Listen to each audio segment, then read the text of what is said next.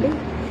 ముందుగా ఇంత చక్కటి అవకాశాన్ని నాకు ఇచ్చినటువంటి మన కన్న తండ్రి అయిన దేవునికి నా వందనాలు తెలియజేసుకుంటున్నానండి.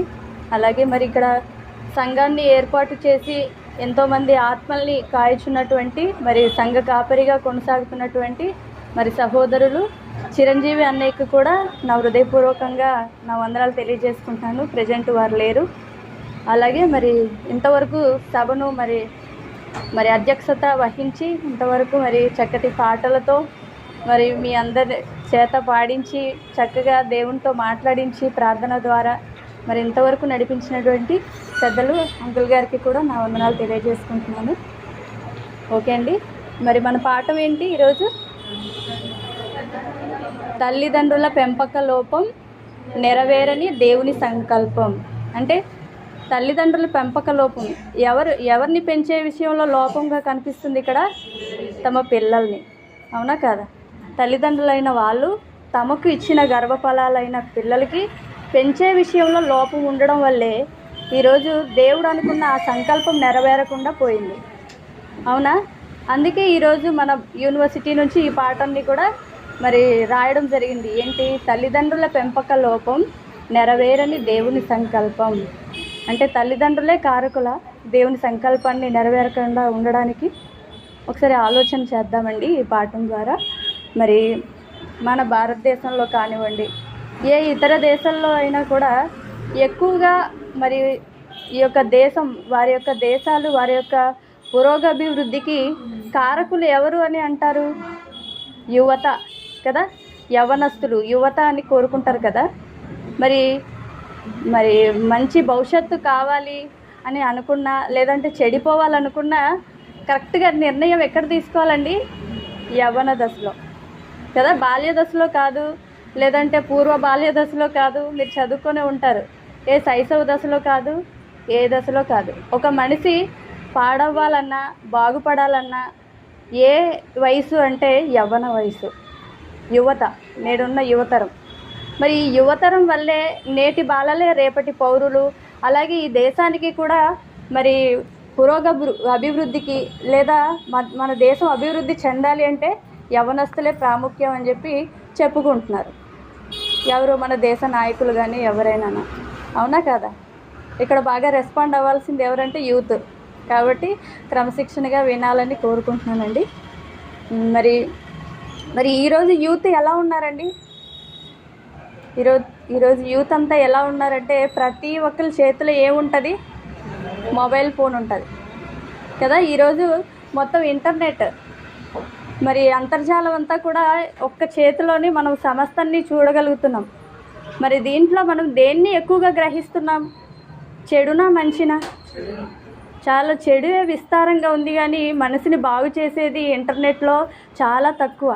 నేడు యువతరం చెడిపోతుందంటే దానికి కారణం ఏంటంటే ఇంటర్నెట్. అంతేకాకుండా అసభ్యకరమైనటువంటి మూవీస్, అశ్లీలత, ఇవన్నీ కూడా ఉండడం వల్లే నేటి యువత అంతా కూడా పాడైపోవడానికి ప్రాముఖ్యమైన కారణం. మరి ఇంతలాగా చెడిపోతుంది కదా యువత. మరి దేశ అభివృద్ధికి యువతే ప్రాముఖ్యం అని అన్నప్పుడు మరి యువత ఎలా చెడిపోతుంది? దాన్ని అరికట్టే ప్రయత్నం ఏ ప్రభుత్వం అయినా చేస్తుందా? మరి సినిమాలు వీటిని ఏమైనా ఆపగలుగుతుందా? సినీ ఇండస్ట్రీని ఆపడమే కాకుండా దాన్ని ఇంకా ప్రోత్సహించేవారిగానే ఉన్నది ప్రభుత్వం, కానీ దాన్ని ఆపే ప్రయత్నం చేయట్లేదు. అలాగే ఇంటర్నెట్లో చాలా చూడకూడని దృశ్యాలు చిన్ననాటి నుంచే పిల్లల చేతిలో మొబైల్ ఇచ్చడం వల్ల వాళ్ళకి చెడు అనేది లోపలికి వెళ్ళిపోతుంది. అలా ఎదిగే కొద్దీ దానిలోనే వాడు జీవించడానికి ఎక్కువగా సముఖత చూపిస్తున్నాడు. మరి ఈ ప్రపంచం అంతా కూడా పెరిగిపోతుంది చెడుతనంతో. మరి టెక్నాలజీ పెరిగే కొద్దీ మనిషి మంచి భవిష్యత్తులోకి వెళ్తాడేమో అని టెక్నాలజీ పెరుగుతుంది, కానీ టెక్నాలజీ పెరిగే కొద్దీ ఇంకా మనిషి పాడైపోతున్నాడు. ఇప్పుడు చాలా న్యూస్ మనం యూట్యూబ్ ఆన్ చేస్తే చాలు ఎన్ని ఘోరాలు జరుగుతున్నాయండి. ఒక వృద్ధుడు చిన్న పాపను రేప్ చేసేసిన సందర్భాలు ఉన్నాయి. అలాగే యువత విచ్చలవిడిగా తాగి చెడు వ్యసనాలకి లోనైపోయి అంటే మంచి నైతిక విలువలు ఏ వయసులో నేర్చుకోవాలి? యవ్వన వయసులో. కానీ ఆ నైతిక విలువల్ని పక్కన పెట్టేసి అనైతిక విలువల్ని తమలోకి తీసుకొని చాలా తప్పు ద్రోవన పడుతుంది యువత.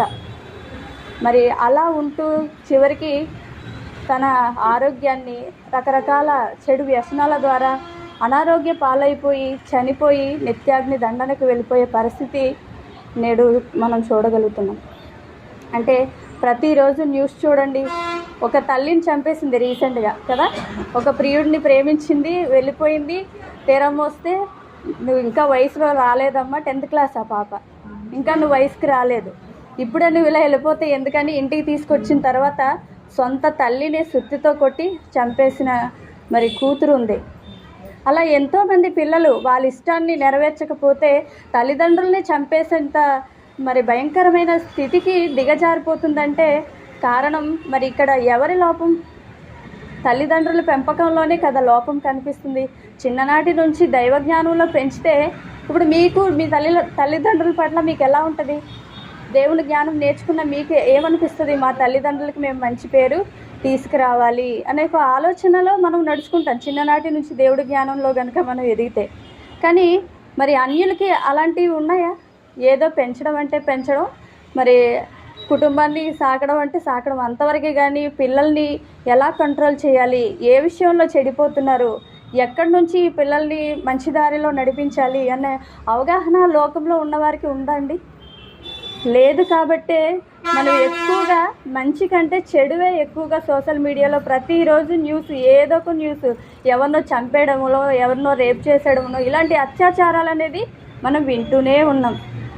మరి ఇలాంటి అత్యాచారాలన్నీ వినడానికి అసలు కారణం ఎవరు అంటే మరి తల్లిదండ్రులు చిన్ననాటి నుంచి దైవజ్ఞానంలో పెంచకపోవడం ఒక ఎత్తు అయితే, అసలు పాపానికి నాంది పలికిన వాడు ఎవరు? అపవాది కదా. మరి నేడు ప్రపంచంలో ఈ పాపపు కార్యాలు ఇవన్నీ కూడా, ఇంత ఘోరాలు, ఇంత మారణ హోమాలు ఇవన్నీ కూడా జరుగుతుంది, హత్యలు నరహత్యలు ఇవన్నీ కూడా జరుగుతుంది అంటే మరి అసలు ఈ నరహత్యకి జనకుడు ఎవరండి? ఆది నుంచి నరహంతకుడు ఎవరు? ఆది నుంచి అపవాది. మరి అపవాది ఏలుతున్న రాజ్యం ఇది, అవునా? ప్రస్తుతానికి ఈ లోకంలో ఎవరున్నారు? అపవాది చాలా తెలివి చేత మరి దేవుని పిల్లలు తనకు కావాలి అని ఆయన కోరుకుంటే దేవుని యొక్క ఉద్దేశాన్ని తిరగరాస్తుంది ఎవరు? అపవాది. మరి అపవాది ఇప్పటి నుంచి ఉందా అండి?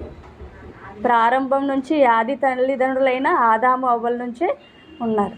మరి ఆది తల్లిదండ్రి అయిన ఆదాము అవ్వల్ని తప్పుదోవన పట్టించింది, అవునా కదా? మీరు దేవతలు అయిపోతారనేసి మాయమాట చెప్పింది, దేవుడు చెప్పిన మాటకి వ్యతిరేకంగా చెప్పింది. నిశ్చయముగా ఈ పండు తింటే మీరు చావరు, దేవతలు అయిపోతారు అని చెప్పేసి మాట మార్చింది. మాట మార్చగానే వాళ్ళు తిని తప్పు చేశారు. అంటే దేవుడు చెప్పిన మాటని ఏం చేశారు? అతిక్రమించారు. మరి అక్కడి నుంచే ఆ తల్లిదండ్రులు, ఆది తల్లిదండ్రులైన ఆదాము అవ్వల నుంచి మనమందరూ కూడా పుట్టుకొని వచ్చాం. కాబట్టి మరి వారి యొక్క స్వభావం మనకు వస్తుందా లేదా? ఖచ్చితంగా వస్తుంది. మన తల్లిదండ్రులు ఉన్నారంటే మన పిల్లలకి ఖచ్చితంగా తల్లిదండ్రులకు ఉన్న స్వభావంలో ఏదో ఒకటి వస్తుందా లేదా? ఖచ్చితంగా పోలికైనా వస్తుంది, క్యారెక్టర్ అయినా వస్తుంది, ఏదో ఒకటి చిన్నదైనా కూడా లింకప్ ఉంటుంది. తల్లిదండ్రుల జీన్స్ నుంచి వాళ్ళకి మరి వెళ్తుంది. అలాగే అసలు జీన్స్ ఎక్కడి నుంచి ప్రారంభమైంది? ఆది తల్లిదండ్రులైన ఆదాము అవ్వల నుంచి. అయితే ఆ ఆది తల్లిదండ్రులైన ఆదాము అవ్వల నుంచి స్వాభావికంగా మనకు కూడా ఈ పాపం అనేది, పాపపు ఆలోచనలు అనేది అలాగ పునరావృతం అవుతూనే ఉంది.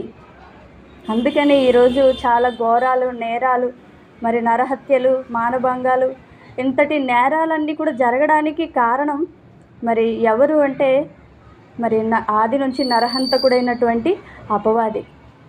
మరి అపవాది కబంధ హస్తాలలో ఈరోజు యువత ఎక్కువగా పేటరేగిపోతుందండి. మరి దేశాల మీద దేశాలు బాంబు దాడులు జరుగుతున్నాయి. ఇప్పుడు ఇరాక్, ఇజ్రాయేల్ ఇవన్నీ కూడా పెద్ద పెద్ద బాంబులు వేసి మరి నాశనం చేస్తుంది. హైడ్రోజన్ బాంబులు, న్యూక్లియర్ రియాక్టర్స్ అనేసి, యాటమ్ బాంబ్స్, ఇవన్నీ ప్రయోగాలు చేసి దేశాల్లో లక్షల మందిని చంపేసేలాగా చేస్తుంది. అంటే ఎవరండి? వృద్ధుల బాంబులు వేస్తున్నారా? వృద్ధులైన ఒక ప్రధాని ఆజ్ఞ ఇస్తాడే తప్ప మరి అన్నీ చేసేది ఎవరు? యువత. మరి ఆర్మీలో ఎవరు ఉంటారండి? యవ్వనస్తులే కదా ఉంటారు. అంటే వాళ్ళకి ఎలా, వాళ్ళు నేర్చుకున్న జ్ఞానం వాళ్ళకి ఏం నేర్పించింది? లోకంలో ఎన్నో విద్యలు ఎన్నో అభ్యసిస్తూ ఉంటారు, కానీ ఎన్ని విద్యలు మరి తను చదువుకున్నా కూడా మరి ఒక సంస్కారం అనేది ఉంటుందా? కనీసం సంస్కారం కాదు కానీ జాలి దయ లేని ఎంత మారణ హోమాలు సృష్టించే ఉగ్రవాదులు ఈరోజు ఉన్నారు అంటే దానికి నాంది పలికేవాడు ఎవడంటే అపవాది. కాబట్టి ఈరోజు పాపంలో పడుతున్నాము, ఇలాంటి ఘోరాలు నేరాలు దేశాల మీద దేశాలు యుద్ధాలు జరుగుతుందంటే దానికి కారణం అపవాది. కాబట్టి ఆ అపవాది ఉచ్చులో అపవాది మాయలో పడిపోయి నేటి యువత చాలా దారుణంగా దిగజారిపోతుంది. కానీ దీన్ని మరి స్టాప్ చేసేది ఎవరు లేదండి. నిజంగా దక్షిణ కొరియా కిమ్ ఉంటారు కదండి, అతను వాళ్ళ దేశంలో ఇంటర్నెట్ అనేది ఎవరు చూడకుండా బంద్ చేసిందంట. వాళ్ళు ఏదైనా యూట్యూబ్లో కానీ ఇలాంటివి సెర్చ్ చేయడానికి వాళ్ళకి లేదు. నిజంగా అది చాలా గొప్పగా ఆ విషయంలో ఆ దేశం మాత్రం చాలా బాగా చేసింది. కానీ అతను మాత్రం చాలా క్రూరమైన మరి అతను. కానీ నేడు మన దేశానికి విచ్చలివిడి చిన్ననాటి నుంచే. అప్పుడు ఎవరికో పెద్దవాళ్ళకి బాగా డబ్బు ఉన్న వాళ్ళకి మొబైల్ ఫోన్ ఉండేది, కానీ ఇప్పుడు ధనిక లేదు, మరి దరిద్రుడు లేదు. ఎవరి దగ్గరికైనా కూడా ఈజీగా అంతర్జాలం, నువ్వు ఏది చూడాలి, మంచి చూడాలా చెడు చూడాలా, ఏది చూడాలన్నా నీ హస్తంలోనే ఉంది. అవునా కదా? ప్రపంచాన్ని మన కళ్ళ ముందు పెట్టించింది ఎవరు? అపవాది. మరి దీని ద్వారా మనం ఎంతో మంచి దేవుని కార్యక్రమాలు చేయాలి, కానీ అది కాకుండా ఎక్కువ చెడునే ప్రోత్సహిస్తుందండి. మనం ఎంత దేవుడు జ్ఞానంలో ఎదుగుతున్నా కూడా మనలో కూడా ఎంత జ్ఞానం ఉన్నా కూడా సాతాను మన దగ్గరే ఉంటుంది. ఈ మధ్య ఒక క్వశ్చన్ వచ్చింది, అసలు దెయ్యం ఉన్నాడా, దేవుడు ఏదంటే అపవాది ఉందా అని ఒక అతను క్వశ్చన్ వేశాడు. మరి అపవాది ఉండబట్టే కదండి, అపవాది ఉండబట్టే ఇన్ని ఘోరాలు జరుగుతున్నాయి. మరి అపవాది లేకపోతే ఇదే పరలోకం అయిపోద్ది కదా, అన్ని దేవుడి చిత్తానుసారంగా అందరు బతుకుతారు. కానీ అపవాది ఉంది కాబట్టే ప్రపంచం అల్లకొల్లాలకి వెళ్ళిపోయి మరి నిత్యాగ్ని దండనకి వెళ్ళిపోయే పరిస్థితికి నేడు యువత కానీ మనుషులు ప్రతి ఒక్కరు కూడా తయారయ్యారంటే కారణం అపవాది. కాబట్టి మరి అపవాది చేసే మాయ వల్ల దేవుడు అనుకున్న మరి ఆయన ఉద్దేశాలన్నీ కూడా నెరవేరకుండా పోతుంది ఈ రోజుల్లో. కాబట్టి ఒకసారి ఆలోచిద్దామండి. మరి ఇంత మానవ మృగాలుగా తయారైపోతున్నారు. ఇప్పుడు ఎవరైనా ఇప్పుడు రాత్రి టైం అయింది, చీకటి పడింది అంటే మనం రోడ్డు మీదకి వెళ్ళాలంటే లేడీస్ కానీ ఈవెన్ జెంట్స్ కానీ సింగిల్గా ఎక్కడికి వెళ్ళాలన్నా చాలా భయపడతారు. ఎవరికి భయపడుతున్నారు వీళ్ళు? జంతువులకా? అదే క్రూరమైన మృగాలకా? మృగాలకి జంతువులకి చూసి భయపడట్లేదు. సాటి మనిషి అమ్మో ఏం చేస్తాడో, ఎక్కడ ఏం అఘాయిత్యం జరుగుతుందో అని చాలా భయపడుతుంటారు. ఒక నలుగురు అబ్బాయిలు అక్కడ ఉన్నారు అంటే ఒక అమ్మాయి అలా సింగిల్గా వెళ్ళడానికి ఎంత ఆలోచిస్తుందండి. అంటే వాళ్ళు మనుషులే, మనము మనుషులే, కానీ తన స్వజాతిని చూసి భయపడే పరిస్థితికి నేడు దిగజారిపోయింది వ్యవస్థ. అంటే మరి దానికి కారణం ఏంటి? మరి ఒక పులి కానీ ఒక సింహం కానీ తన స్వజాతిని తను నాశనం చేసుకోవడానికి ఎప్పుడూ ఆలోచించదు. కానీ జంతువుకున్న వివేకం ఈరోజు మనిషికి లేదు. జంతువు తన స్వజాతిని వృద్ధి చేసుకోవడానికి కాపాడుకోవడానికి చూస్తుంది జంతువు. కానీ మరి అందుకే ఎంత చదువుకున్నా కూడా తెలివిలేదంటారు. అసలు విద్య లేనివాడు వింత పశువు అంటారు. కానీ అసలు ఎన్ని డిగ్రీలు చదువుకున్నా కూడా ఈరోజు విద్య ఉన్న వాళ్ళే ఎంత వింత పశువులుగా, దానికన్నా దారుణంగా మరి పశువే చాలా మంచి విషయాలు మంచిగా ఆలోచిస్తుంది దానికంటే. కానీ మనిషి క్రూరంగా మరి చంపేయడానికి దిగజారిపోతుందంటే ఒకసారి ఆలోచించండి. ఇంత క్రూరమైన మనుషులు ఈ లోకంలో ఉన్నారు. అందుకని అపొస్తలుడైన పౌలు ఒక మాట అంటున్నాడు. మొదటి కొరింథీ పత్రిక, అపొస్తలుడైన పౌలు కొరింథీయులకు రాసిన మొదటి పత్రిక 15వ అధ్యాయము 32-33 వచనాలు చదవండి. మనిషి రీతిగా నేను ఎఫెసులో మృగములతో పోరాడిన ఎడల నాకు లాభమేమి? మృతులు లేపబడిన ఎడల రేపు చనిపోదుము గనుక తిందుము త్రాగుదము. మోసపోకుడి దుష్ట సాంగత్యము మంచి నడవడిని చెరుపును. నీతి ప్రవర్తన గలవారై మేల్కొని పాపము చేయకుడి, దేవుని గూర్చిన జ్ఞానం కొందరికి లేదు, మీకు సిగ్గు కలుగుటాయి ఇట్లు చెప్తున్నాను. అంటే అపోస్తులుడైన పౌలు కొరింథీలో ఉన్న సంఘానికి చెప్తున్నాడు అనమాట. మనిషి రీతిగా నేను ఎఫెసులో మృగములతో పోరాడిన ఎడల, అంటే మృగాలంటే జంతువులతో పోరాడారా ఇక్కడ అపోస్తులుడ పౌలు? తోడేళ్ళు లాంటి వాళ్ళు, చాలా భయంకరమైన హృదయం అంటే క్యారెక్టర్ కలిగిన మనుషులు, అలాంటి మృగాలతో నేను పోరాడాను అని చెప్పి ఇక్కడ మనుషుల గురించే మృగాలతో పోల్చి చెప్తున్నాడు అనమాట ఇక్కడ. అయితే మరి ఈరోజు మానవులంతా కూడా ఇంకా ఎప్పుడు చచ్చిపోతామో తెలీదు కనుక తిన్నాము తాగుదాము. మరి నోవాహు కాలంలో కూడా జనాలందరూ ఎలా ఉన్నారండి? తిందాము తాగుదాము ఆడటానికి లేచారంట. తినుచు తాగుచు ఆడుటకు లేచిరే అని ఉంది.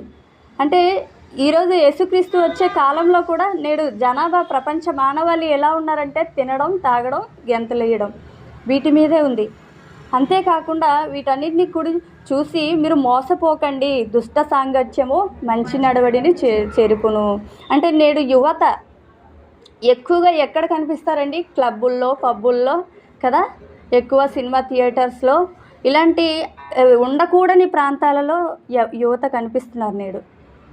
అంటే దుష్ట సాంగత్యం అంటే మంచివాడైనా సరే ఒక చెడు వాడితో సాంగత్యం చేశాడు అనుకోండి, ఫ్రెండ్షిప్ చేస్తే వాడి క్యారెక్టర్ ఎదుట్లో మంచివాడి నుంచి మంచి తీసుకోవడానికి ఇష్టపడరు, కానీ చెడుని తీసుకోవడానికి ఎక్కువగా ఈరోజు యువత ఇష్టపడుతుంది. ఎందుకంటే శరీరాన్ని ఆనంద పెట్టేదిగా చెడువే ఎక్కువ ఉంది.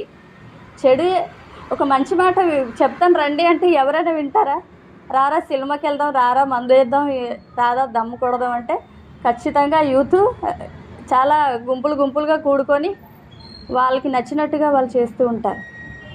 మరి ఇలా ప్రవర్తించడానికి గల కారణం ఏమిటి? అందుకే నీతి ప్రవర్తన గల వారై మేల్కొని పాపము చేయకుడి. మరి ఇప్పటి వరకు నేను చెప్పిన ఆ చెడు క్రియలన్నీ కూడా పాపమే కదండి.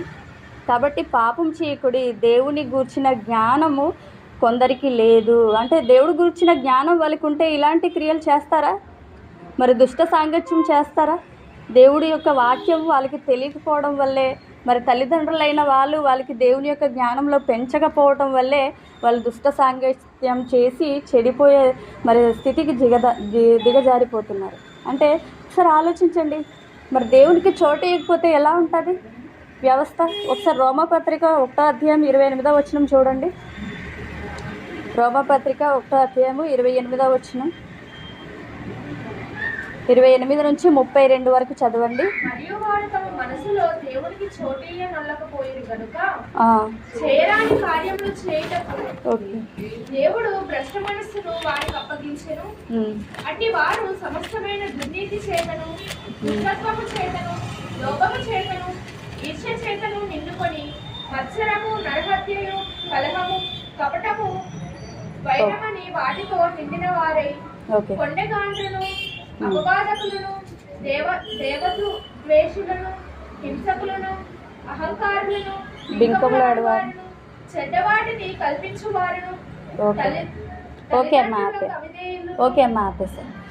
అయితే ఇక్కడ చూడండి 28వ వచనం, మరియు వారు తమ మనసులో దేవునికి చోటియ్యనొల్లకపోయిరి గనుక చేయరాని కార్యములు చేయుటకు దేవుడు భ్రష్ట మనసుకు వారిని అప్పగించెను. అంటే ఫస్ట్ ఎవరికి చోటు ఇవ్వాలండి? మనం దేవుడికి చోటు ఇవ్వాలి, దేవుని యొక్క వాక్యానికి చోటు ఇవ్వాలి. ఫర్ ఎగ్జాంపుల్ మరి యేసుక్రీస్తు వారు మత్తయి సువార్తలో ఒక మాట చెప్పారు. 7 దెయ్యాలు పట్టిన ఒక స్త్రీ కోసము, లేదంటే ఒక ఇల్లు అనుకుందాం, అది మొత్తం యేసుక్రీస్తు వారి ద్వారా మొత్తం శుభ్రం చేయబడిందంట. ఆ 7 దెయ్యాలు కూడా వెళ్ళగొట్టబడింది. అయితే ఆ దెయ్యం ఇంకా బయటికి వెళ్ళిపోయి ఆ 7 దెయ్యాలు ప్రశాంతంగా ఉన్నాయి. అలా ఉండి మళ్ళీ వచ్చి ఈ ఇంటిని వచ్చి చూస్తే ఖాళీగా ఉందట. అంటే ఖాళీగా ఉంటే మళ్ళీ ఏం చేసింది, నేను ఇంతకు ముందు ఉన్న ఇల్లు ఖాళీగానే ఉందన్నమాట అని చెప్పి తనొక్కదాన్ని రాకుండా మరీ ఇంకొన్ని దెయ్యాల్ని పట్టుకొని వచ్చి అక్కడికి దూరిపోయింది. అంటే దేవుని వాక్యం ద్వారా ఇప్పుడు ఫర్ ఎగ్జాంపుల్ మీరు దేవుని యొక్క మరి మాటలు విని యేసుక్రీస్తు వారి యొక్క రక్షణ సువార్త విని బాప్తిసం తీసుకొని క్రైస్తవులుగా వచ్చారు. వచ్చిన తర్వాత మీలో ఎవరు ఉండాలి? యేసుక్రీస్తు వారు మీలో ఉండాలి. లేదా యేసుక్రీస్తు వారు లేకపోతే ఎవరు ఉంటారు? మన డిగ్రీలో దేవుని ఇంట కూర్చున్న దెయ్యం అని కూడా ఉంటుంది. అంటే మన ఇంట్లో దేవుడు లేకపోతే ఎవరుంటారు? దెయ్యం ఉంటుంది. మొత్తానికి ఎవరో ఒకటి ఉండాలి. ఖాళీగా ఉంటే మరి ఆ దెయ్యం వచ్చి దూరిపోతుంది. లేదంటే దేవుడికే మనం చోటు ఇవ్వాలి. దెయ్యం మనం పర్మిషన్ ఇవ్వకపోయినా కూడా మన దగ్గరకు వచ్చేస్తుంది. కానీ దేవుడికి మనం పర్మిషన్ ఇవ్వాలి. మనం దేవుని ఎడల ఆసక్తి కలిగి దేవుణ్ణి ప్రేమించేవారిగా మనల్ని మనం మార్చుకొని మరి దేవునికి చోటు ఇచ్చేవారిగా మనం ఉంటే దేవుడు మనలో ఉంటాడు. దేవుని వాక్యానికి మనం చోటు ఇవ్వాలి. దేవుడు పిలవకపోతే వచ్చేవాడు కాదు, పిలిస్తేనే వస్తాడు. నువ్వు మారుమనసు పొందితేనే దేవుడు నీలో యేసుక్రీస్తు వారి యొక్క వాక్యం మనలో ఉంటుంది. లేదు అనుకుంటే దెయ్యం వచ్చి మనలో నివాసం చేస్తుంది. అందుకని ఇక్కడ చూసారా, రోమపత్రిక గురించి వాళ్ళ గురించి ఏం చెప్తున్నాడు? మరియు వారు తమ మనసులో దేవునికి చోటు ఇయ్యనొల్లకపోయిరి గనుక ఏం చేశాడంట దేవుడు? చెయ్యరాని కార్యములు చేయడానికి వారికి భ్రష్ట మనసును వారికి అప్పగించను. చెయ్యకూడని కార్యాలు ఏంటి? చాలా వ్యభిచారం, దొంగతనం, వీరి పట్ల వారి పట్ల కిందంతా రాయబడింది కదా, అవన్నీ కూడా మరి చెడుతనమే. కింద దుర్నీతి చేత ఇలాగే కింద చూడండి 31 నుంచి చూద్దాం. మాట తప్పు వారు, అనురాగరహితులు, నిర్దయులునై ఇట్టి కార్యములు అభ్యసించువారు, మరణమునకు తగినవారు అను దేవుని న్యాయ విధిని వారు బాగుగా ఎరిగియుండియు వాటిని చేయుచున్నారు. అంటే ఈ రోమ సంఘంలో ఉన్న వాళ్ళు దేవుని యొక్క విధులు అన్నీ కూడా తెలుసంట. తెలిసినా కూడా దేవునికి చోటియ్యకుండా ఉండడం ద్వారా దేవుడు భ్రష్ట మనసుకి వాళ్ళని అప్పగించేసినట్టు ఇక్కడ మనం చూడగలుగుతున్నాం. అలాగే మనం కూడా నేడు యువతరం కూడా ఇప్పుడు మనమైతే ఇక్కడ ఉన్న మీరందరూ చిన్ననాటి నుంచి దేవుని జ్ఞానం మీరు నేర్చుకుంటున్నారు. ఇందాక అక్కతో మాట్లాడాను, మీరందరూ కూడా వాక్యం చెప్తున్నారు అనేసి చెప్పారు. అంటే నేర్చుకోబట్టే కదా మీరు వాక్యం చెప్పేంత స్థాయికి వస్తున్నారు, అవునా కదా? దేవుడు జ్ఞానంలో ఎదుగుతున్నారు కాబట్టే. అదే మీరు దేవుడి జ్ఞానంలో ఎదగపోతే అలా చెప్పేవాళ్ళగా తయారవుతారా? లేదు. కాబట్టి చిన్ననాటి నుంచి మనం దేవునికి చోటు ఇస్తే పెద్ద అయ్యాక కూడా మనం తొలగిపోకుండా చాలా జాగ్రత్త పడగలుగుతాం అన్నమాట. కనుక నేడు యువత అంతా కూడా చెడిపోవడానికి కారణం ఏంటంటే దేవుడి గురించిన జ్ఞానం వారికి లేకపోవడం, మరి సాతాను కబంధ హస్తాలలో వాళ్ళందరి చిక్కుకొని పోవటం. ఎంతో మనకు అదృష్టం ఉంది కాబట్టి దేవునికి యేసుక్రీస్తుని అంగీకరించి ఇలా ఇంత చక్కగా ఈ సమయంలో ఎంతోమంది ఎన్నో రకాల చెడు క్రియల్లో ఉండుంటారు. కానీ మనం దేవునికి చోటు ఇచ్చాం కనుకనే ఇక్కడికి వచ్చి దేవుని యొక్క మాటలు వినగలుగుతున్నాం. అంటే మనం ఎంత అదృష్టవంతులు. అయినప్పటికీ కూడా మన దగ్గర ఎక్కువగా పనిచేస్తుందండి. చెడిపోయే వాళ్ళు ఎలాగ చెడిపోయారు, వాళ్ళని పట్టించుకోదు. కానీ ఇక్కడికి వస్తుంది దెయ్యం. ఎందుకంటే మరి యేసుక్రీస్తు వారిని శోధించింది, అవునా కదా? ఏం కాదు, లోక రాజ్యాలన్నీ చూపించి ఒక్క పని నువ్వు చెయ్యి అన్నది. ఏంటి? నా కాలుకి నువ్వు నమస్కారం పెడితే ఈ లోకరాజ్యాలంతా నీకు ఇచ్చేస్తానని వాక్యమై ఉన్న యేసుక్రీస్తు వారిని ఛాలెంజ్ చేసింది. అంటే ఎంత యుక్తిగా ప్రయత్నం చేసింది. నువ్వు దేవుడు కదా, నువ్వు దేవుని కుమారుడైతే ఈ రాళ్ళను రొట్టెలుగా మార్చేసుకో అని చెప్పింది. అంటే వాక్యమైన దేవుడు సృష్టికర్త యేసుక్రీస్తు వారు కలిగి ఉన్నదేదియు క్రీస్తు లేకుండా కలగలేదు. మరి అలాంటి దేవుడికే ఛాలెంజ్ చేసిన అపవాది మనం ఏ మాత్రం అండి? ఆమె హస్తాలకి, ఆ దెయ్యం హస్తాలకి మనం ఏ పాటు వారం కదా? సింగిల్గా ఉంటే చాలు, చెడు ఆలోచనలు మనలోకి వచ్చేస్తాయి, చేయకూడని ఆలోచనలు వచ్చేస్తూ ఉంటాయి. అంటే దాన్ని ఎంత కంట్రోల్ చేసుకోవాలి? అపోస్తులుడైన పౌలే నేను చేయరాని కార్యాలు చేయుటకు, అంటే ఏదో చేద్దాం అనుకుంటాను కానీ చేయరాని కార్యాలు చేయుటకు నా శరీరం నాకు మరి ప్రోత్సహిస్తుంది అన్నట్టుగా చెప్పడం జరిగింది. అంటే ఎంత మంచిగా ఆయన ఉండాలనుకున్నా కూడా చెడు చేసేలాగా ప్రేరేపిస్తుంది. అంటే అపవాది మనం ఏ పాటి వారమండి? కాబట్టి చాలా ఈజీగా, చాలా యుక్తిగా మనకు పాపాల్లో పడేస్తుంది అపవాది. కనుక చాలా జాగ్రత్తగా ప్రతి విషయంలో కూడా చాలా జాగ్రత్తగా ఉండాలి. అలా ఉండకపోతే కనుక మనం చాలా ప్రమాదంలో పడే అవకాశం ఉందండి. కాబట్టి మరి ఇక్కడ ఇంత చక్కగా చెప్పడం జరుగుతుంది. అంటే దేవునికి మరి ముఖ్యంగా మనం చోటు ఇవ్వాలి. చోటిస్తేనే చెడుతనాన్ని మనం విసర్జించిన వారుగా మనం ఉండగలుగుతాం. అలాగే 2 తిమోతి పత్రిక చూడండి, సేమ్ అలానే ఉంటుంది. 2 తిమోతి పత్రిక 3వ అధ్యాయము 2, 3, 4 వచనాలు. ఏలయనగా మనుషులు స్వార్థప్రియులు, ధనాపేక్షలు, బింకములాడువారు, అహంకారులు, దూషకులు, చదవండి. తల్లిదండ్రులకు అవిధేయులు, కృతజ్ఞత లేనివారు, అపవిత్రులు, అనురాగహీనులు, అతిద్వేషులు, అపవాదకులు, అజితేంద్రియులు, క్రూరులు, సజ్జన ద్వేషులు, ద్రోహులు, మూర్ఖులు, గర్వాంధులు, దేవుని కంటే సుఖానుభావం ఎక్కువగా ప్రేమించువారు, పైకి భక్తులు ఓకే. ఇక్కడ చూశారు కదండి. మరి ఏలయనగా మనుషులు ఎలాంటి వారంట? స్వార్థప్రియులు, ధనాపేక్షకులు, బింకములాడువారు, అహంకారులు, దూషకులు, తల్లిదండ్రులకు అవిధేయులు అన్నాడు ఇక్కడ. మరి ముఖ్యంగా ఆలోచించవలసిన విషయం, తల్లిదండ్రులకి అవిధేయులంట. అంటే నేడు పిల్లలు ఎలా ఉన్నారండి? తల్లిదండ్రులకి ఎదిరించేవారిగా ఉన్నారు. ఇందాక చెప్పాను, తల్లిదండ్రుల్ని వాళ్ళ కోరికలు వాళ్ళకి అనుకున్నది జరగకపోతే కనుక తల్లిదండ్రుల్ని కూడా హతమార్చేంత క్రూరత్వం ఈరోజు పిల్లల్లో నెలకొంది అని చెప్పి మనం మరి ఎప్పుడో దేవుడు రాయించేశాడు. తల్లిదండ్రులకి అవిధేయులు అంటే ఎవరైతే తల్లిదండ్రుల్ని మనం సన్మానిస్తామో, వాళ్ళని గౌరవిస్తామో మనకి దీర్ఘాయుసు వస్తుంది. కానీ తల్లిదండ్రులకి అవిధేయులుగా మారిపోతున్నారు నేటి సమాజంలో పిల్లలు. అందుకే దూషకులు అంటే శపించేవారుగా ఉన్నారు. తల్లిదండ్రులకి అవిధేయులు, కృతజ్ఞత లేనివారు అంటే మనల్ని కని పెంచి ఎంతో పెద్ద చేసి ఎన్నో శ్రమలు పడి కూలీ నాలి చేసుకొని లేదా జాబ్స్ చేసుకొని ఎంతో చక్కగా పిల్లల్ని చిన్ననాటి నుంచి పెంచుకుంటూ వస్తారు. తల్లి అయితే నవమాసాలు తన గర్భంలో బిడ్డను మోసుకుంటూ, పిల్లలు పుట్టకపోతే ఎన్నో హాస్పిటల్స్ తిరిగి మరి గర్భం ధరించేలాగా ఎంతో ప్రార్థనలతోని ఎన్నో హాస్పిటల్స్ తిరిగి నాకు పిల్లలు లేరు, పిల్లలు కావాలని ప్రయాసపడే తల్లిదండ్రులు చాలామంది ఉన్నారు. తీరా మోసి వాళ్ళని కానీ సరిగ్గా పెంచకపోవడం వల్ల వాళ్ళే శత్రువులు అయిపోతున్నారు. తల్లిదండ్రులకి అవిధేయులుగా మారిపోతున్నారు. కృతజ్ఞత లేదు. చిన్ననాటి నుంచి నన్ను పెంచారు కదా, వీళ్ళకి నేను నా రుణం తీర్చుకోవాలి అనే పిల్లలు చాలా తక్కువ మంది ఉన్నారండి నేడు సమాజంలో.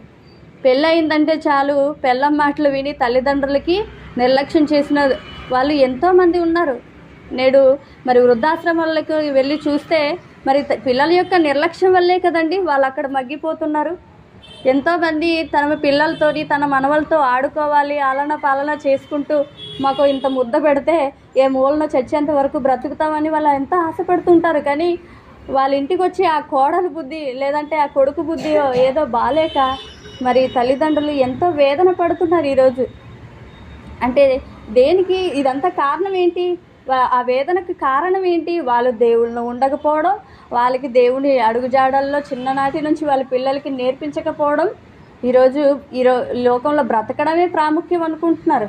మంచి మర్యాద, ప్రేమ, కృతజ్ఞత, జాలి, దయ లేని వారిగా, అదిగో అనురాగ రహితులుగా, అతిద్వేషులుగా, అపవాదులుగా, అజితేంద్రియులుగా, క్రూరులుగా, సజ్జన ద్వేషులుగా, ద్రోహులు, మూర్ఖులు, గర్వాంధులు, దేవుని కంటే సుఖానుభవము ఎక్కువగా ప్రేమించువారు.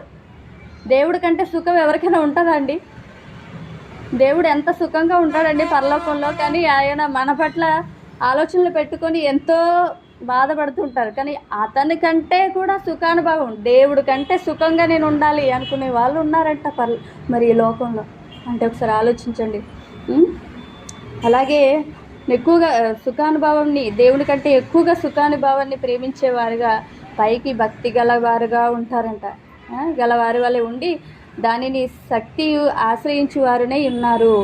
ఇట్టి వారికి విముఖుడై ఉండండి అని చెప్పేసి ఇక్కడ చెప్తున్నారు. అంటే దేవుని కంటే అధికంగా సుఖాలు అనుభవించాలి అనుకునే మనుషులు ఈ రోజుల్లో ఉన్నారు. అలాగే తల్లిదండ్రులకి అవిధేయులైన బిడ్డలు ఉండడం వల్ల ఈరోజు సమాజం అంతా కూడా చాలా మరి దృష్టిలోకి వెళ్ళిపోతుందంటే దానికి కారణం తల్లిదండ్రులు చిన్ననాటి నుంచే వారి యొక్క పిల్లల్ని పెంచకపోవడం, మరి వారి యొక్క పిల్లలు మరి చెడు దారిన మరి నడవటం, వాటి ద్వారా వారు చివరికి ఎన్నో రోగాల పాలైపోయి తాగి కొన్నాళ్ళకి ఏదో ఒకటి లివర్ పాడైపోవడమో, లేదా మరి కామెర్లు అంటారు కదండి, జాండీస్ వస్తుంది బాగా తాగినోడు. అంటే మంచి యవ్వన ప్రాయంలో ఉన్నప్పుడే వాడు ఆరోగ్యం అంతా పాడు చేసుకుంటాడు, లేదంటే ఏదో ఒక భయంకరమైన రోగానికి గురైపోతాడు, ఆ తర్వాత మంచం పెడతాడు.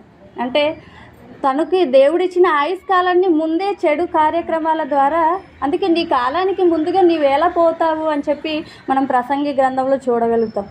అంటే కాలానికి ముందుగా వెళ్ళిపోవడానికి కారణం ఏంటి అంటే చెడు వ్యసనాలు, చెడు ఆలోచనలు, దేవుని యొక్క మరి ఆలోచనలు దేవుడిని తనలో ఉంచుకోకుండా చెడుని ఎక్కువగా తనలో తీసుకోవడం వల్ల కాలానికి ముందే వెళ్ళిపోయే వాళ్ళగా ఉన్నారు.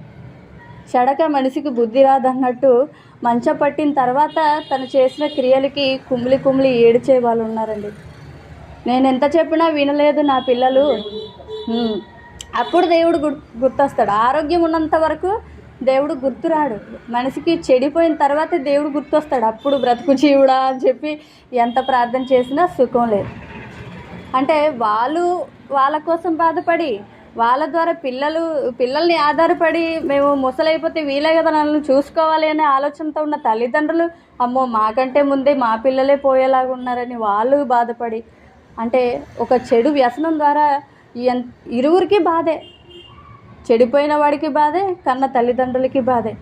కారణం తల్లిదండ్రులు చిన్ననాటి నుంచి వారికి దైవజ్ఞానంలో పెంచకపోవటం. ఇలాగా మరి పెద్దలంటే గౌరవం లేకుండా, తల్లిదండ్రులంటే విధేయత లేకుండా ఇలా ఉన్నారు. ఈరోజు పిల్లలు ఎలా ఉన్నారు సమాజంలో?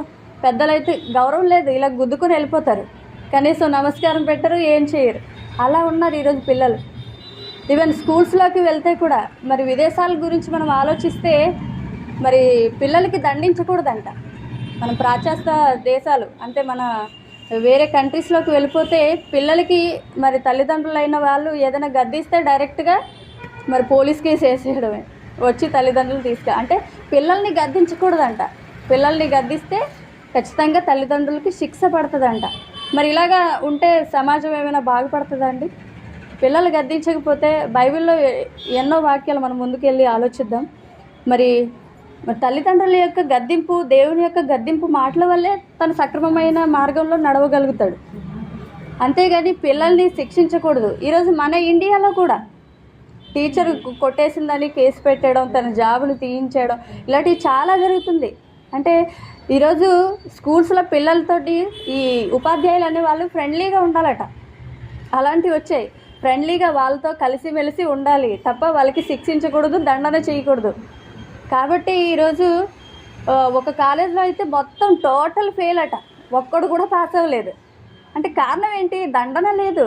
దండన లేకపోవడం వల్ల చదువు మీద ఇంట్రెస్ట్ లేదు, విచ్చలవిడిగా ఫ్రెండ్షిప్, ఇది కేవలం 10th అయ్యిందంటే చాలు ఇంటర్కి వెళ్తే హ్యాపీగా ఫ్రెండ్స్తో ఎంజాయ్ చేయడం, సినిమాలు, షికార్లు అని ఇలాంటి ఆలోచనతో ఈరోజు యువత ఉంది. కానీ చదువు మీద ధ్యాస లేదు. 10th వరకు కొంతవరకు అలా ఉంటాడు, కానీ ఇంటర్మీడియట్కి వచ్చాక ఆ వయసులోనే సాతానుకు వాడికి బాగా ప్రయోగాలు చేస్తూ ఉంటుంది.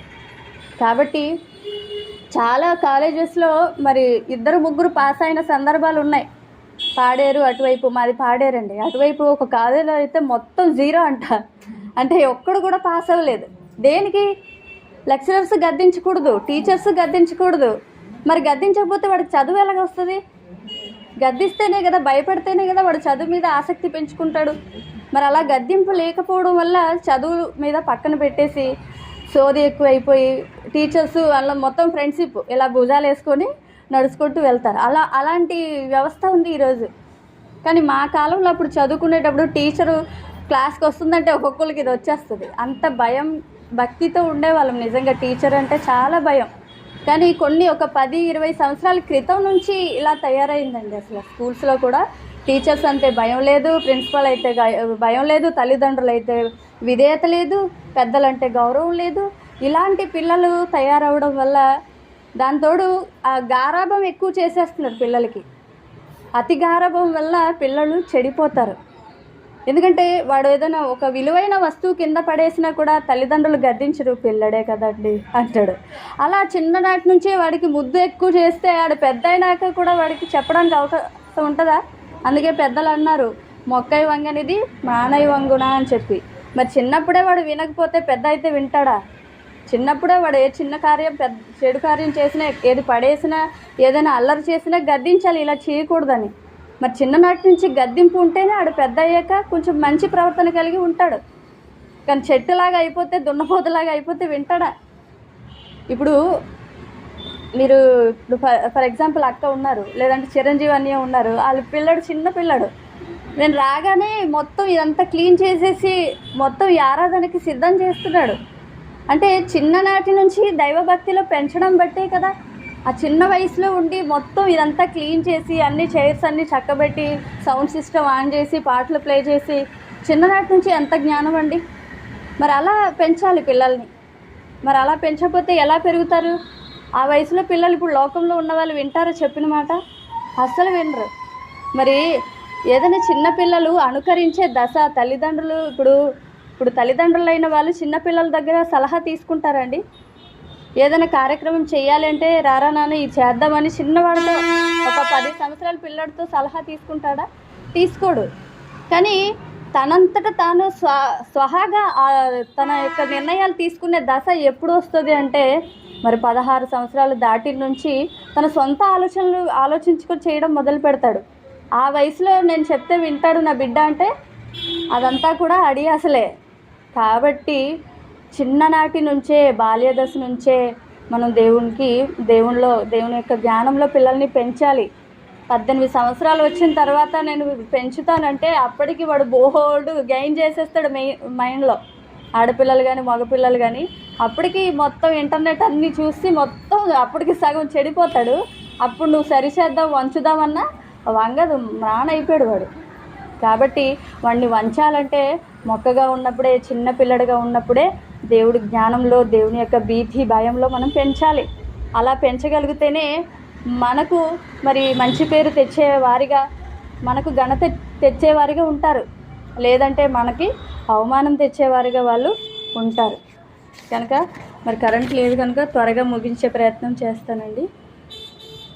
మరొక్కసారి ఇర్మియా గ్రంథం 10వ అధ్యాయం 14వ వచనం.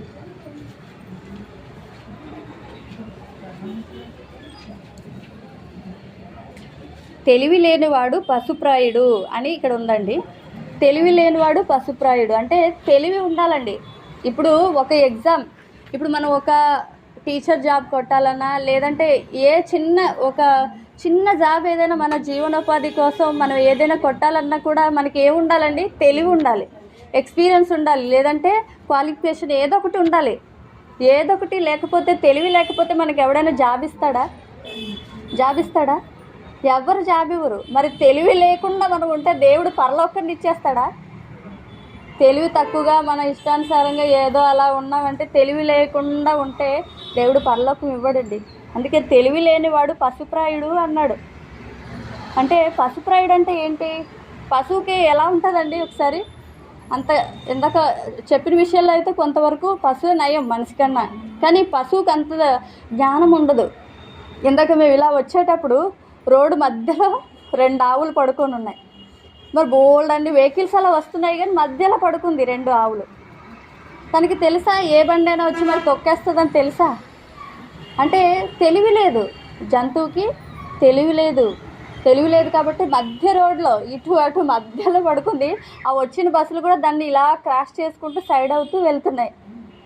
అంటే చూసావరా ఒకసారి? మరి అలా తెలివి లేకపోతే మనం కూడా ఒక జంతువుతో సమానం అని చెప్పి ఇక్కడ చెప్పడం జరుగుతుంది. ఎన్ని డిగ్రీలు చదువుకున్నా కూడా వ్యర్థమే. ఎన్ని డిగ్రీలు చదువుతుంటే మాత్రం ఈరోజు మంచి నడవడి ఉందా యువతలో? ఒక ఐపీఎస్ ఆఫీసర్ కొన్ని 4 సంవత్సరాల క్రితం అది చూసిన వీడియో అండి. ఒక ఐపీఎస్ ఆఫీసర్ అతను తల్లిదండ్రులకి తెలియకుండా ఒక మ్యారేజ్ చేసుకున్నాడు, పెళ్లి చేసుకున్నాడు ఆమెని. తర్వాత తను ఎంతో కష్టపడి అతనికి ఐపీఎస్ చదవడానికి ప్రోత్సహించిందంట. ఆమె కొంచెం తక్కువ కులస్తురాలు, ఇతను కొంచెం పెద్ద కులస్తుడు అనమాట. అంటే ఐపీఎస్ చదివి కూడా చివరికి ఆ ఉద్యోగం వచ్చిన తర్వాత ఆమెను వదిలేసాడండి.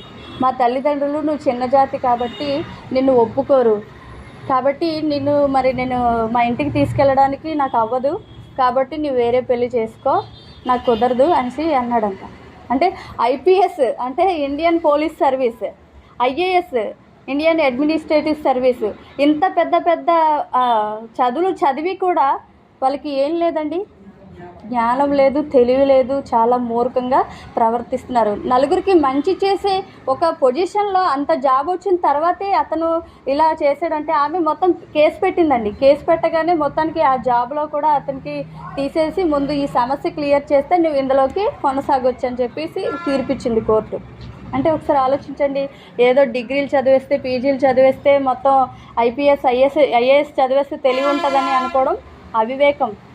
అందుకే మరి ముఖ్యంగా మనం ఇక్కడ చదువుకున్నాం కదా, కొరింథీ పత్రికలో దేవుని గూర్చిన జ్ఞానం లేకపోవడం వల్లే మనిషి చెడిపోతున్నాడు. ఎంత విద్య ఉన్నా, ఎన్ని చేసినా కూడా అదంతా కూడా లోక జ్ఞానం దేవుని దృష్టికి ఎలా ఉందండి? వెర్రితనంగా ఉంది. కాబట్టి ఈరోజు పెద్ద పెద్ద ఆటం బాంబులు ఇవన్నీ తయారు చేస్తున్నారు. ఎంత శాస్త్రవేత్తలు వీళ్ళందరూ. వీళ్ళకే మనం ఏమంటాం? జ్ఞానులు అంటాం కదా. అందుకే జ్ఞాని ఎక్కడ, శాస్త్రి ఎక్కడ, ఈ లోకపు తర్కవాది ఎక్కడ అన్నాడు. అంటే ఎంత జ్ఞానం ఉన్నా కూడా వాడు తెలివైన పని చేస్తున్నాడు అండి. ఒక దేశం నుంచి ఇంకో దేశం నెత్తిన బాంబు వేస్తున్నాడంటే వాడు తెలివైన వాడా? ఆలోచించండి. అంటే తెలివైన వాడు అలా ఆలోచిస్తాడా? దేవుడు జ్ఞానం ఉన్నవాడే నిజమైన తెలివైన వాడు. కాబట్టి ఈరోజు వ్యవస్థ తెలివి లేని వారుగా ఉన్నారండి. అలా ఉండడం వల్ల మొత్తం మరి పాడైపోతుంది సమాజం. కాబట్టి మరి దేవుడు చెప్పిన మాటలు ఏంటి, మరి పిల్లలకి తల్లిదండ్రులుగా మనం ఎలాంటి బాధ్యత తీసుకోవాలి అనే విషయాలు కొన్ని చూసుకొని మనం ముగించుకుందామండి. సామెతల గ్రంథం 22వ అధ్యాయము 6వ వచనం.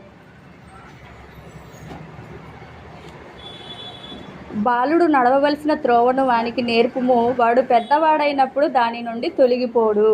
అంటే బాలుడు చిన్ననాటి నుంచే మనం దేవుని యొక్క జ్ఞానం, వాడు ఎలా నడుచుకోవాలో, ఎలా బ్రతకాలో అనేది మనం చిన్ననాటి నుంచి వాడికి నేర్పిస్తే వాడు పెద్దవాడైనప్పుడు తొలగిపోడట. అంటే ఇందాక మనం చెప్పాం కదా సామెత, మొక్కై వగనది మానై వంగున. అంటే మొక్కగా చిన్నప్పుడు బాలుడుగా ఉన్నప్పుడే వాడికి దేవుడి జ్ఞానంలో వాడికి మంచి త్రోవను నేర్పించాలి. అప్పుడే వాడు పెద్దవాడైనప్పుడు దాని నుంచి తొలగిపోకుండా జాగ్రత్త పడే అవకాశాలు ఉంటాయి. అయితే ఈరోజు మనకు సైంటిఫిక్గా ప్రూవ్ అయ్యింది కూడా ఏంటి, మన బైబిల్లో కూడా మనం చూస్తే చిన్ననాటి అంటే ఒక బాల్య దశలో వచ్చినప్పుడే కాదండి. నిజంగా దశలు ఎన్ని ఉంటాయి? 0 నుండి 1 వచ్చేసరికి నవజాత శిశువు అంటారు. అలాగే పూర్వ బాల్య దశ, ఉత్తర బాల్య దశ, కౌమర దశ, ఇలాగా యవ్వనారంభ దశ, ముఠా దశ అని ఇలాంటి దశలు ఉంటాయి. ఈ దశల్లో వచ్చే కంటే కూడా వాడు నిజంగా గర్భంలో ఉన్నప్పుడే ఆ శిశువు చెడుని, బయట ఉన్న చెడుని గ్రహిస్తాడు, మంచిని గ్రహిస్తాడంట. అది ఎలా మనం మాట్లాడుకోగలుగుతున్నాము అంటే మనం లూకా సువార్త 1వ అధ్యాయం 14వ వచనంలో మనం చూసుకుంటే చూడవసరం లేదు. అక్కడ మీ అందరికీ తెలిసిందే ఎలిజబెత్, యోహాను, మరియా సందర్భం, అవునా కదా.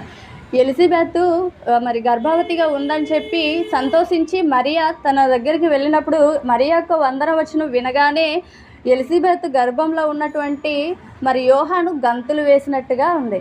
అంటే అమ్మో, నేను ఏదైతే మార్గాన్ని సరళం చేయడానికి ముందుగా నేను వెళ్తున్నాడో ఆ యేసుక్రీస్తు వారి తల్లిగారే నా ఎదురుగా వచ్చిందని గర్భంలో ఉన్న శిశువు గంతులు వేసిందంటే గర్భంలో ఉన్నప్పటి నుంచే మనిషి బయట మరి ఏం జరుగుతుందనేది అబ్జర్వ్ చేస్తూ ఉంటాడు.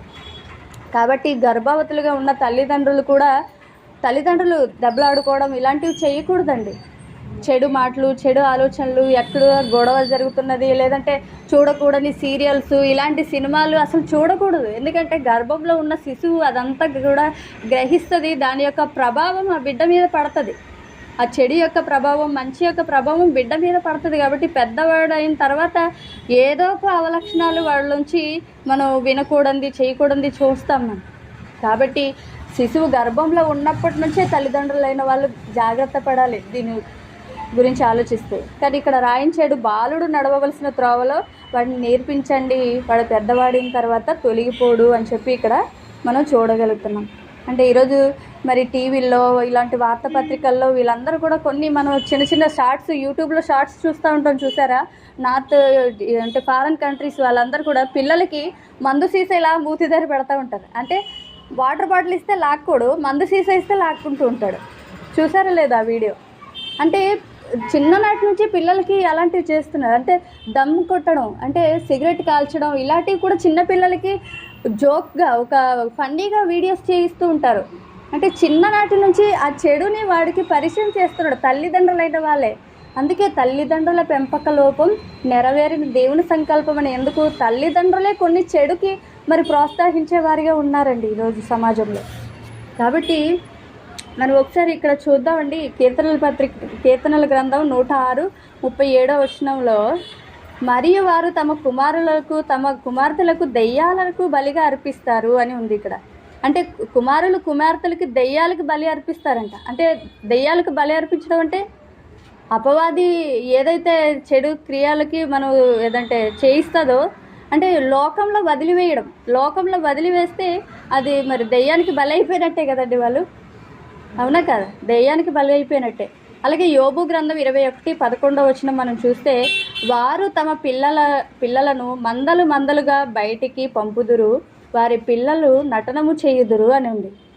అంటే ఇక్కడ ఏంటి, తమ పిల్లలకి మందలుగా ఇప్పుడు ఒక టీవీ షోస్ మనం చూస్తాం, ఆటా జూనియర్స్ అని, ఇలాగ dance programs, singing competitions, games, ఇలా రకరకాల ప్రోగ్రామ్స్, టీవీ ప్రోగ్రామ్స్కి చిన్ననాటి నుంచి గుంపులుగా పిల్లల్ని పంపిస్తున్నారు నటనకు, అంటే యాక్టింగ్కి, సినిమాలు తీయడానికి. కానీ మరి బాల నటులు లేరా అండి, చాలామంది ఉన్నారు కదా చిన్ననాటి నుంచే.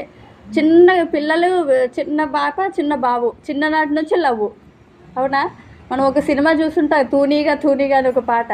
వాళ్ళు ఎంత వయసు అండి, వాళ్ళు లవ్ చేసుకునే వయసా?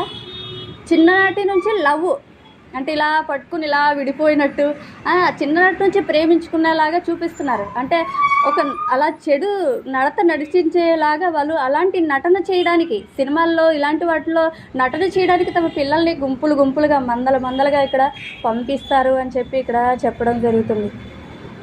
ఇలాంటి మరి చెడు వ్యసనాల్లో, సినిమాల్లో, ఇలాంటి సినీ ఇండస్ట్రీలో పెరిగిన వాళ్ళకి ఏదైనా మంచి సంస్కారం వస్తుందా అండి? రాదు. ఆ వ్యవస్థలో ఉంటే ఖచ్చితంగా దారుణంగా చెడిపోతాడు, రకరకాల వ్యాధుల బారిన పడతాడు.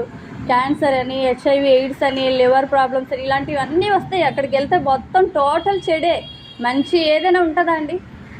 చాలామంది సినిమా చూస్తారు, ఎందుకండి సినిమా చూస్తారంటే అందులో నేను మంచే తీసుకుంటానండి అంటారు. చెడు దగ్గరికి వెళ్ళి మంచిని వెతకడం మేలా, లేదంటే మంచి దగ్గరే మంచి తీసుకోవడం మేలా? దేవుడి దగ్గరికి వస్తే మొత్తం మంచే, అది కాదు. కానీ సినిమాలో 90% చెడే ఉంటుంది, అందులో 10% ఏదో తల్లిదండ్రుల మీద ఆప్యాయత, ప్రేమ, చిన్న సీన్స్ చూపిస్తాడు. కానీ 90% చెడే ఉంటుంది. అందులో మంచి తీసుకోగలుగుతాడండి మనిషి? అందులో చెడు నేను తీసుకోనండి, మంచి గ్రహిస్తాను అని చెప్తారు లోకంలో ఉన్నవాళ్ళు. కానీ అందులో చెడే ఎక్కువ ఉంటుంది. మరి సినిమాల ప్రభావం నేడు మరి యూత్ అందరూ కూడా ఏ హీరో అంటే హెయిర్ స్టైల్ ఎలా ఉంటే అలా, ఆ హీరోకి చిరిగిపోయిన పెయింట్ ఉంటే వీడు కన్నాలు ఉన్న ప్యాంటు కొనుక్కుంటాడు. ఎంత చిరిగిపోతే అంత ఎక్కువ ఖరీదు, ఎంత ఫుల్గా ఉంటే అంత తక్కువ ఖరీదు. అంటే మొత్తం చిరిగిపోయిన బట్టలు వేసుకోవడమే ఫ్యాషన్ అయిపోయింది ఈరోజు. అంటే నేడు యూత్ అందరు కూడా అలానే ఉన్నారు. మరి అలా తయారయ్యాడంటే కారణం దెయ్యం బోధిస్తున్న బోధలు వాడు తన మనసులో తీసుకున్నాడు కాబట్టి వాడి యొక్క వేషధారణ అలా మారిపోయింది. అదే దేవుళ్ళో ఉన్నవాడు చిరిగిపోయిన పెయింట్ వేసుకొని వస్తారండి? మీ సంఘంలో ఎవరైనా ఒక అబ్బాయి చిరిగిపోయిన పెయింట్ వేసుకొని రావడం చూసారా? చిరిగిపోయిన కన్నలు ఉన్న టీషర్ట్ వేసుకొని రావడం చూసారా? లేదు. ఎందుకు? మనం దేవుని జ్ఞానంలో ఎదుగుతున్నాం కాబట్టి ఎలాంటి కట్టు, ఎలాంటి మరి ఏదంటే మన వస్త్రధారణ ఎలా ఉండాలి అనేది మనకు చూపిస్తున్నారు. మరి మన బైబిల్ ఓపెన్ యూనివర్సిటీలో కూడా స్త్రీలు కూడా వారి యొక్క ధారణ అనేది ఎలాగే హైనెక్ బ్లౌజెస్ ఉండాలి, 3/4 హ్యాండ్స్ ఉండాలి. ఇవన్నీ ఎందుకు పెట్టారండి? మనల్ని బయట వాళ్ళు చూస్తే చెడుని ప్రోత్సహించేవారుగా మనం ఉండకూడదు. అమ్మో, ఒక తల్లిలాగా, ఒక చెల్లిలాగా ఎంత పద్ధతిగా ఉంది అన్నయ్య మనల్ని చూసి ఎదుటి వాళ్ళు నేర్చుకునే విధంగా మన యొక్క వస్త్రధారణ, మన యొక్క మరి అలంకరణ ఉండాలి తప్ప చెడును ప్రోత్సహించేదిగా మన అలంకరణ, మన వస్త్రధారణ ఉండకూడదు. మరి ఈరోజు ప్రపంచంలో ఎలా ఉంది అంటే వస్త్రధారణ చాలా దారుణంగా ఉందండి. అందువల్లే వ్యవస్థ చాలా పాడైపోతుంది. యూత్ అందరూ కూడా చాలా పాడైపోతున్నారు. బయట చూడకపోయినా యూట్యూబ్లో చూసి చెడిపోతున్నారు. మరి తల్లిదండ్రులు ఎంతవరకు అండి వాళ్ళని గమనించగలరు? ఇంట్లో ఉన్నంతసేపు చాలా పద్ధతిగా తల్లిదండ్రుల దగ్గర అనుకువగా మంచివాడిగా కనిపిస్తాడు. కానీ వాడు బయటికి వెళ్ళిన తర్వాత వాడు ఎలా ప్రవర్తిస్తున్నాడో తెలుసా? ఇంటికి వచ్చేటప్పుడు బుద్ధిమంతుడుగా వస్తాడు, బయటికి వెళ్ళిన తర్వాత ఫ్రెండ్స్తో నానా రకాలుగా తిరిగి వాడు వస్తాడు. అంటే ఒక మాట ఉంది, చూపిస్తాను ఒక నిమిషం. ఇర్మియా గ్రంథం 14వ అధ్యాయము 10వ వచనంలో, ఈ జనులు తమ కాళ్లను అడ్డము లేకుండా తిరుగుటకు ఇచ్చగలవారు కనుక అని ఉంది. కనుక యెహోవా వారిని అంగీకరించలేదు. అంటే జనులు అంటే ఇందులో యూత్ గురించి ఆలోచిద్దాం. అంటే విచ్చలవిడిగా ఏ పని పాటు లేకపోయినా యూత్ బయటికి వెళ్ళిపోతాడు. ఇంట్లో కాసేపు ఉంటాడు, అడిగి ఇంకా వాడిష్టమే బయటికి వెళ్ళిపోతాడు. ఏ పని పాటు లేకపోయినా బయటికి అలా తిరుగుతూనే ఉంటారు. పని లేని తిరుగులండి, అనవసరమైన తిరుగులన్నీ తిరిగి చెడిపోతున్నాడు నేడు.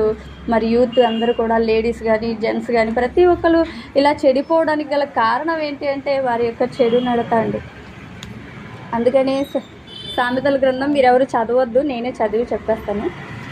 23, 13, 14 నీ బాలురను శిక్షించుట మానుకొనకుము, బెత్తముతో వాణ్ణి కొట్టిన ఎడల వాడు చావకుండానట్లు పాతాళమునకు పోకుండా వాణ్ణి ఆత్మను నీవు తప్పించదవు అన్నాడు.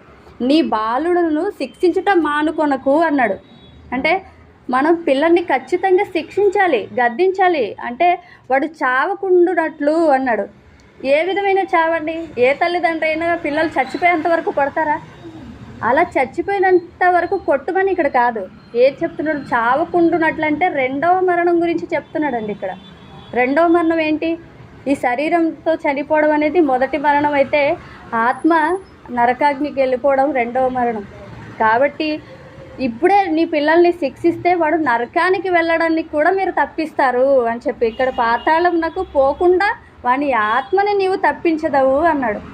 చిన్ననాటి నుంచే దేవుడి జ్ఞానంలో గద్దించి పెంచితే, శిక్షిస్తే గనుక వాడికి రెండవ మరణమైనటువంటి ఆ పాతాళం నుంచి కూడా తప్పిస్తావు అని ఇక్కడ చెప్పడం జరుగుతుంది. అంతేకాకుండా సామెతల గ్రంథం 29:15 వచనంలో బెత్తమును గద్దింపును జ్ఞానము కలగ చేయును, అదుపులేని బాలుడు తల్లికి అవమానము తెచ్చును. అంటే బెత్తం కర్రతో బట్టి కొట్టాలండి. మరి చచ్చిపోయేంత వరకు కొట్టకూడదు, కానీ బెదిరించాలి, భయపెట్టాలి. ఇలా భయపెడితేనే వాడు జ్ఞానం కలిగిన వాడు అవుతాడంట.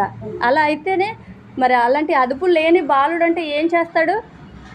తల్లికి అవమానం తెస్తాడు, తండ్రికి అవమానం తెస్తాడు. ఒకవేళ స్కూల్కి వాడికి మరి మంచి ప్రవర్తన లేకపోతే ఏం నేర్పిస్తున్నారండి విద్య అని ఆ ఉపాధ్యాయుడికి కూడా అవమానమే వస్తుంది. కాబట్టి బెత్తం వాడాలి, గద్దింపు అనేది చిన్నపిల్లలకి చాలా అవసరం అని చెప్పి చెప్తున్నాడు ఇక్కడ. అంటే తల్లిదండ్రులు ఎలాంటి కేర్ తీసుకోవాలి తన పిల్లల మీద అనేసి. ఓకేనా? సామెతల గ్రంథం 19:18 బుద్ధి వచ్చునని నీ కుమారుని శిక్షించుము, శిక్షిస్తే బుద్ధి వస్తుంది అని మనం ఇక్కడ అర్థం చేసుకోవాలి. అంటే బుద్ధి వచ్చునని, మంచి బుద్ధి వస్తుందని చెప్పి నీ పిల్లల్ని నువ్వు శిక్షించాలి. ఇలా శిక్షిస్తే తప్ప వాడు మంచి మరి విలువలు నేర్చుకోవడం చాలా కష్టం. కాబట్టి వాడికి చిన్ననాటి నుంచి గద్దిస్తే, కొట్టడం ఇలాంటివన్నీ చేస్తేనే కానీ ఈరోజు చట్టాలు అలా తయారయ్యాయి. మొత్తం మరి వ్యవస్థ పాడైపోతుంది. కానీ ఏదేమైనప్పటికీ కనీసం తల్లిదండ్రులైన వాళ్ళైనా మనం కేర్ తీసుకోవాలండి మన పిల్లల పైన. లేకపోతే వాడు చాలా దారుణంగా తయారయ్యే పరిస్థితికి మనమే కారకులవుతాం, తల్లిదండ్రులైన వాళ్ళే కారకులవుతాం. అందుకనే సామెతల గ్రంథం 22:15 వచనం బాలిని హృదయంలో మూఢత్వము స్వాభావికముగా పుట్టును, శిక్ష దండన దానిని వాని నుండి తోలివేయును. బాలుని హృదయం అట మూఢత్వానికి స్వాభావికంగా వస్తుందంట. వాడికి స్వాభావికంగా వాడిలో మూఢత్వం అనేది ఉంటుందంట.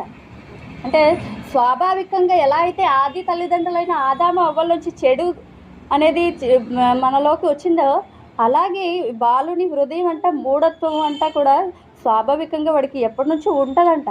కానీ శిక్ష దండన దానిని వానిలో నుండి తోలివేయును. అంటే మనం శిక్షించామనుకోండి, వాడిలో ఉన్నటువంటి ఆ మూఢత్వాన్ని మనం తోలివేసేలాగా చేయగలుగుతాం అని చెప్పి ఇక్కడ చెప్పడం జరుగుతుంది.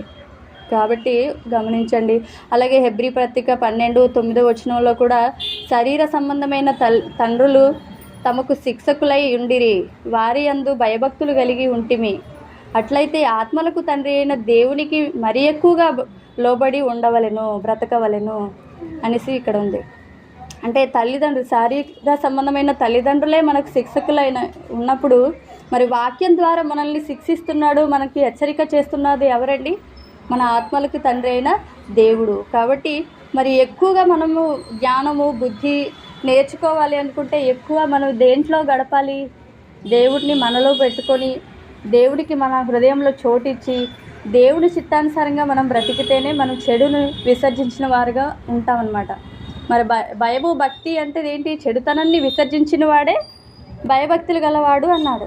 కాబట్టి చెడుని విసర్జించాలి. ఎందుకంటే చెడు అనేది దేని నుంచి ప్రారంభమైంది? అపవాది నుంచి అని మనం మొదట్లోనే మాట్లాడుకున్నాం. కనుక ఈ చెడుకి మనం చాలా దూరంగా ఉండాలి. అలాగే సామెతల గ్రంథం మీరంతా కూడా చదువుకుంటే అది యవ్వనస్తులకు తగిన సామెతలని ఉంటుంది.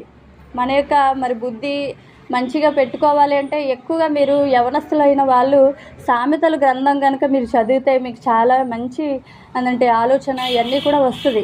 అదంతా కూడా ఎవరు? సొలొమోను గారు రాశారు. అతను యవ్వన ప్రాయంలో రాజుగా ఉన్నప్పుడు దేవుడు చాలా జ్ఞానం ఇచ్చాడు, విస్తారమైన ధనం ఇచ్చాడు, అన్నీ ఇచ్చాడు. కానీ తుదకు ఈ భార్యల చేత త్రిప్పబడిపోయి చెడుని స్వీకరించిన వాడుగా అన్యదేవతల వైపు తిరిగిపోయి చాలా పాపం చేసేసి చివరికి కుమిలి ఏడ్చి బుద్ధి వచ్చిన తర్వాత రాసినదే ఈ సామెతల గ్రంథం. కాబట్టి ఈ సామెతల గ్రంథం చెడిపోయిన తర్వాత మనం అంటే అంటారు కదా లోకంలో చేతులు కాలేక ఆకులు పట్టుకోవడం ఏంటి అని. కాబట్టి ముందుగానే ఇవన్నీ మనం చదువుకొని ఉంటే కనుక ఏది చెడు, ఏది మంచి, ఏది చేస్తే మనం మంచిగా ఉండగలం, పరలోకానికి వెళ్ళగలం అనే ఆలోచన కలిగి మనం ఖచ్చితంగా ఉండాలి. మరి అది కలగాలంటే ఖచ్చితంగా మనం అనునిత్యం దేవుని యొక్క ఆలోచనలతో మనం ఉండాలి. కనుక చివరిగా ఒక మాట చదువుకుందామండి. ఎఫెసీ పత్రిక 4వ అధ్యాయము 14 ఎఫెసీ పత్రిక 4వ అధ్యాయము 1వ అధ్యాయము 4 నుంచి 6 వచనాలు. ఎట్లాగా చదవండి.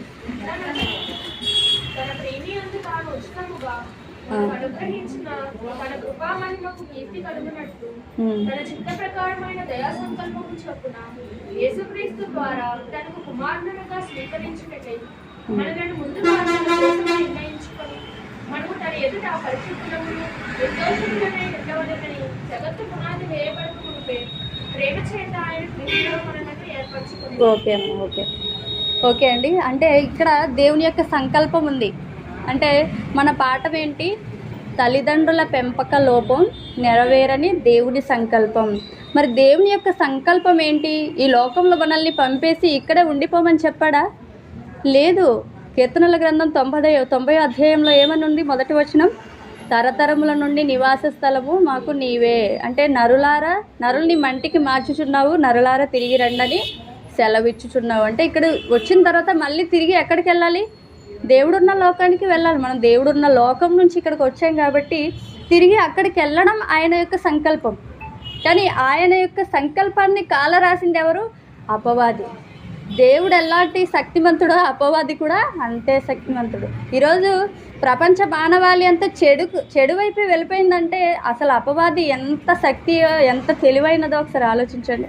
చాలా ఈజీగా పాపంలో పడేస్తుందా లేదా? మరి అలాంటి పాపంలో పడిపోయి కూరికిపోయి ఉన్న సమాజానికి ఒక కేవలం దయ. మనం ఏమైనా మంచి వాళ్ళమండి? మనం బాప్తిసం తీసుకొని ఇప్పుడు క్రైస్తవులుగా కొనసాగుతున్నాం. కానీ మనలో మంచి ఏదైనా నివసిస్తుందా? ఎవరిపైన చెడు మాట అయినా మాట్లాడతాం, దూషణైనా మాట్లాడతాం, తిట్టైనా తిడతాం, చెడు ఆలోచన అయినా చేస్తాం, చెడు అయినా చూస్తాం. అవునా కదా? ఎంత క్రైస్తవులు అయితే మాత్రం పరిశుద్ధులుగా మనం కొనసాగుతున్నామా? లేదు. మరి అలాగ కొనసాగాలని దయ మన మీద దేవుడు చిన్న దయ దాల్చి ఎవరిని పంపించాడండి ఈ లోకానికి?